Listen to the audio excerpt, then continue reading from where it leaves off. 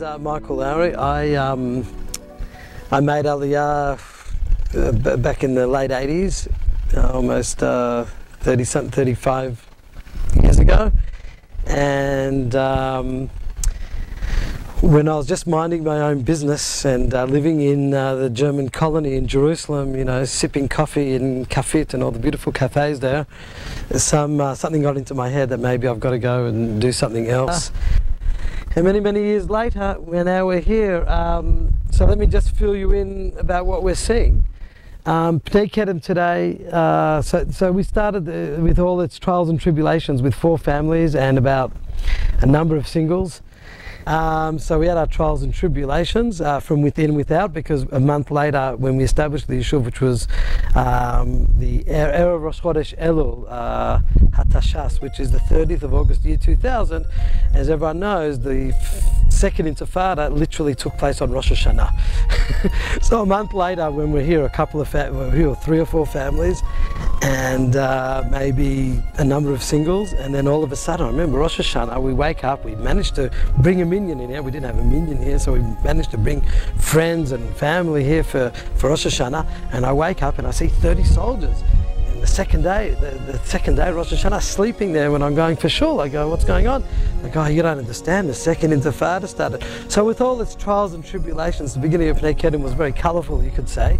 And but Baruch Hashem, thank God, we got through a lot of tough trials and tribulations throughout that period, and you know, jump forward 21 years later with a couple of families today. Now we have, Baruch Hashem, almost 70 families. We've moved out of caravans, most of us, and we've built at least 40 houses. Today we're in the midst of getting permits and making the place legal up until now. So as I said, Penei Kedem is 950 metres above sea level. We're sitting on here overlooking the Vadi of Nachal Arugot, which is the Arugot stream, which actually starts back near Efrat in Migdal Oz and runs by here, Nachal Arugot, and goes all the way to Ein Gedi, which is at the Dead Sea. On a clear day, you can still see, make out the blue. The blue is the Dead Sea. To build this, together with my wife, happens to be an interior designer, and we built it out of hemp, which is hempcrete, which is the marijuana plant. The upper floor downstairs, we had concrete. We also built it with what is called Stako board, also 100% natural. And what we do is we recycle all the grey water, which is the shower and sink water that goes to get through wetlands. I can show that if you want down the bottom, and through all these plants, and then it goes through another big barrel, which gets filtered out, and then it waters the old garden with the pump. So all the water's recycled here and double used for a garden and grass and stuff like that. You can see down the steps. So if you look over here, so like I told you before, that the water comes in through this over here. This is all new basically. That's for the rental unit, and it filters out through these plants that were tiny, and it goes through 3 big basins, as you can see, and then it comes out here through another through another one that gets filtered out the top water to there, and then we have a pump, and the pump waters this whole garden on top and up front. So this wetlands, what it's called, it basically filters and cleanses that water.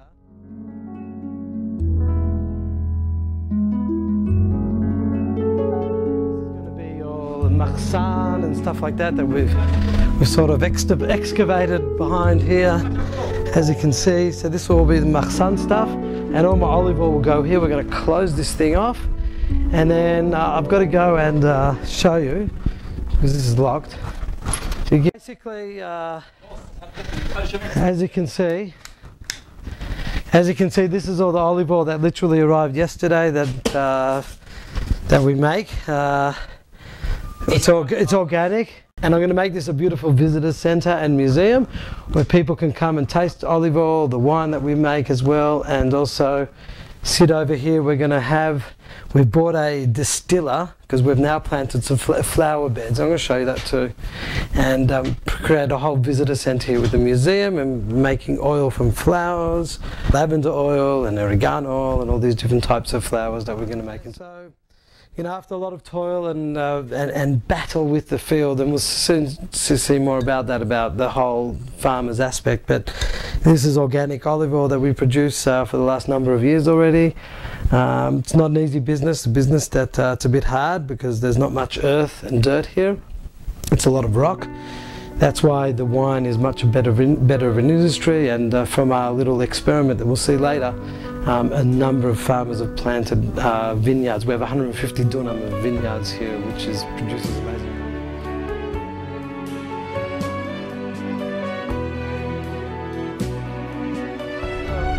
Look at these kids, we had one kid when we started, today hundreds of kids.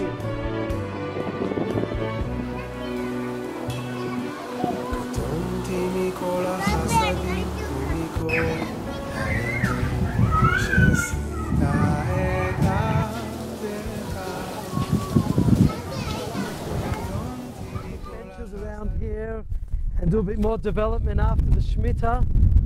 As you can see, it's very windy here, so hopefully you can hear me. And you see we planted beautiful trees before the Shemitah, and we want to develop and make this a beautiful area. And that's what it's about. It's about expanding and putting Jews in Judea and Samaria. Anyway, so like I said, the community got together, and as you can see, this shul, I'm going to turn on the lights. This shul got together, we raised quite a bit of money, probably over 1.3 million shekels. As you can see over here, we have a cheder limud for learning, but we don't have cupboards yet, so everything takes time, and hopefully donations, but we've still got a lot to do, curtains and a bit more of interior design. But now there's a lot more space that we used to have. I think soon it's actually going to be a bit small, the shul, but because people will come over here. And I just want to read you a pasuk from the story from the Navi Amos. It's called Ma'ale Amos, and this whole area where Amos drew where he lived, and he was a cowboy in this area actually, and he's got some beautiful visions and prophecies. Here it says, it's the last pasuk of the prophet of Amos, and it says over, I'll read it in Hebrew and I'll try my best to translate it into English, and it says untatim al admata, which means I will plant you, meaning I'll take all the Jews from all over the world and I'll plant you here like a plant, and plant you in the land of Israel, admatam, on your land. This is our land. This is what Hashem gave to us. We'll go back to Amos. Velo yintashu od me'al admatam asher natati lahem amar Adonai Elohecha. And you will never be uprooted from this land. And I'll go even the psukim just before, the pasuk before, the second last pasuk of Amos. I should have started there. Veshavti et shvut am Yisrael, and I will bring back the return and the exiles of my nation Israel. Ubanu arim, we will build cities. Neshamot v'yashvu v'natu kramim. So I'm going to build cities in the land of Israel, in the land of Judea, the Judean mountains.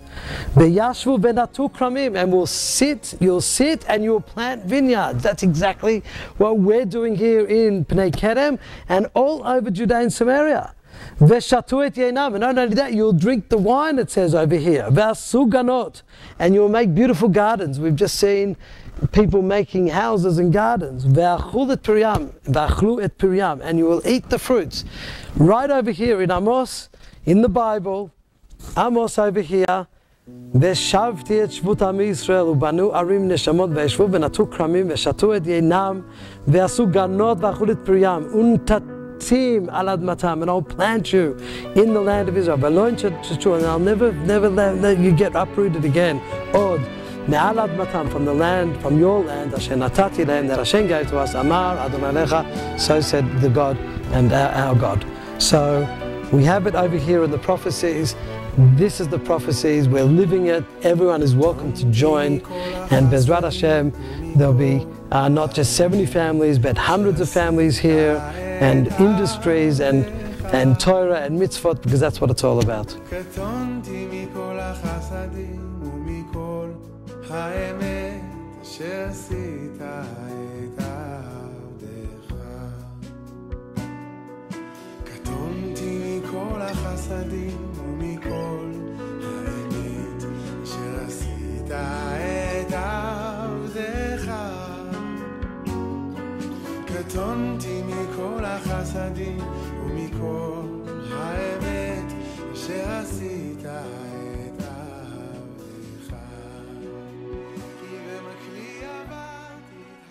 As you know, children need playgrounds and places to play in.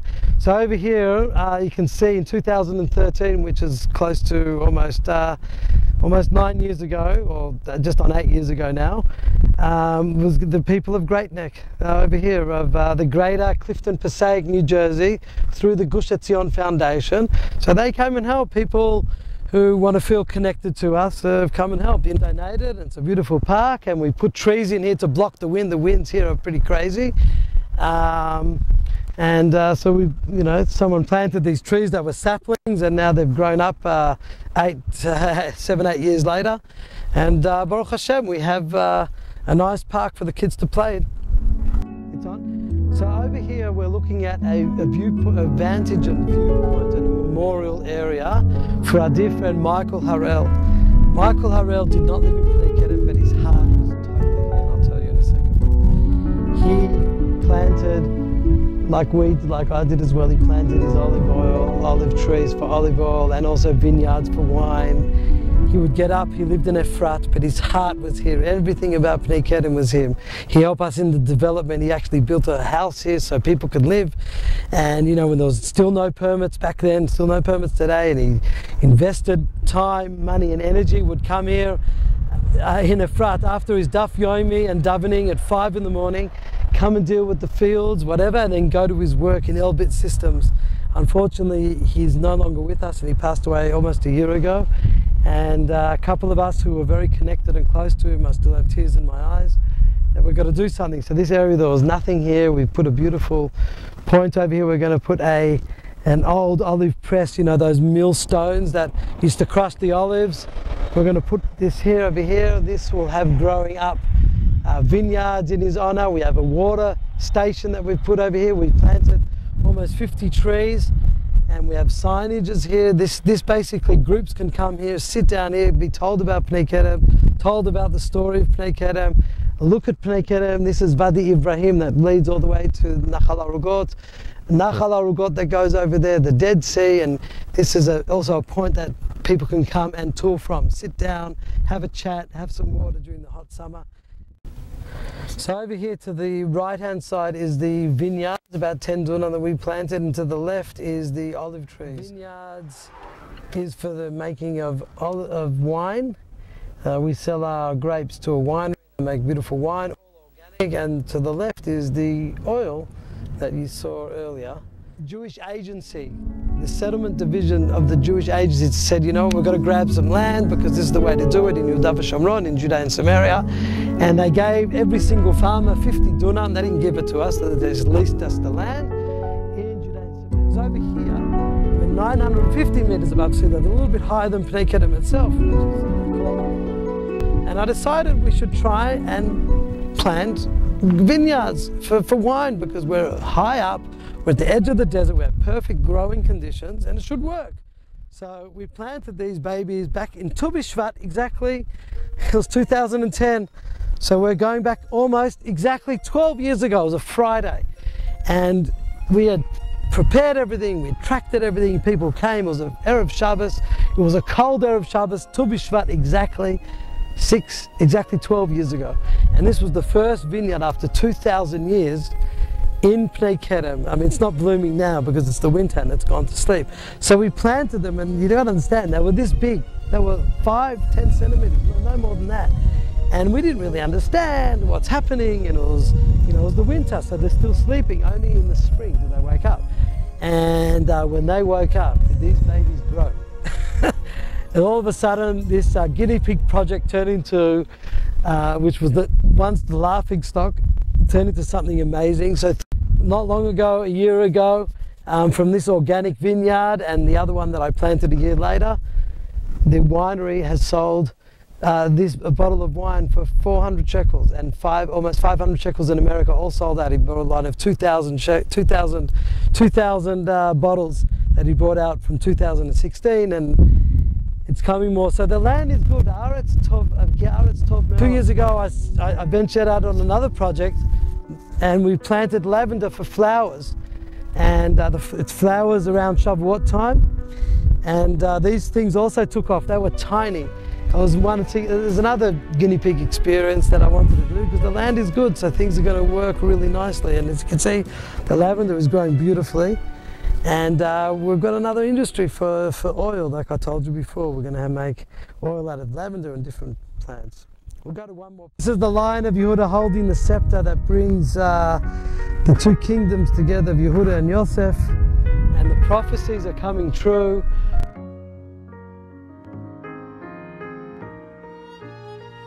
So another 50 dunam. So we produce beautiful wine here, and the land is good. The land is amazingly good, and we just got to continue to dream, and from dreams we need to make them a reality. Making reality sometimes, not sometimes, it takes a lot of hard work, guts, determination. Absolutely beautiful. It's on. It's an absolutely beautiful house built by one of the guys over here. He built it by himself, hand, stone, only Jewish labor. They built this beautiful hexagon type looking beautiful.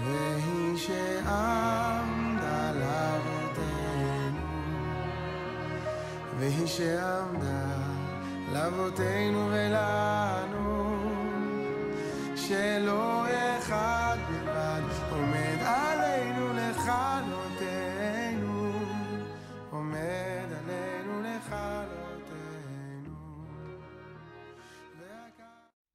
We started the farm about 4.5 years ago on Yud B'Av. Wind a little bit. We started the farm with only 30 sheep, okay? With only 30 sheep. Now, Baruch Hashem, we're total of everything together, we're close to 1,000. We have right over there, you can see, these are lambs that were just born in the last couple of weeks. We have a couple hundred lambs here. Actually, most of our herd is in the field. You can see this is a view where we are right now. We're about 900 meters above sea level. All of this is the Judean desert in front of us, okay? Nachal HaUgot, Ein Gedi is down there, the Chatzatzon, Male Amos, okay? All of this land, a lot of it is actually designated state land, and we came out here with a purpose. The purpose was to protect the future of the Jewish people in this area, okay?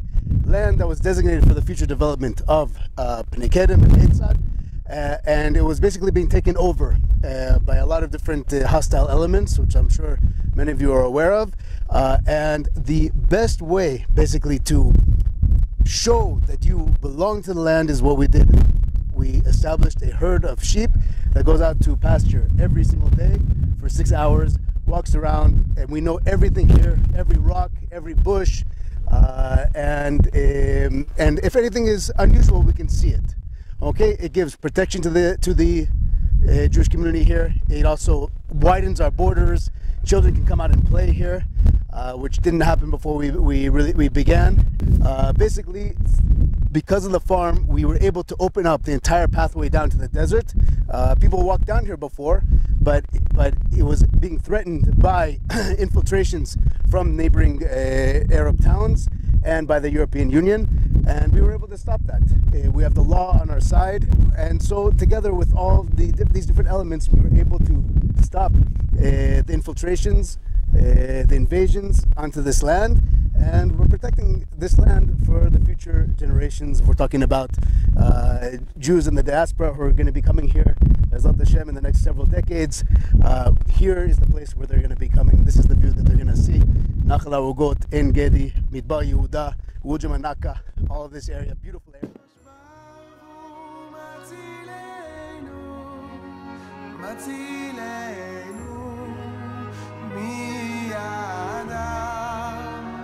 והקדוש ברוך הוא יצילנו מידם.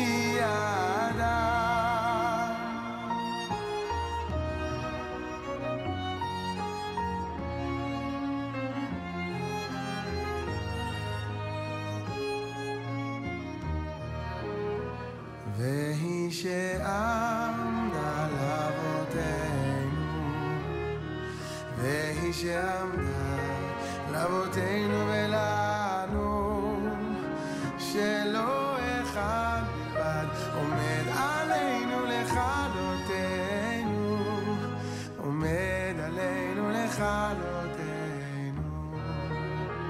והקדוש ברוך הוא מצילנו, מציל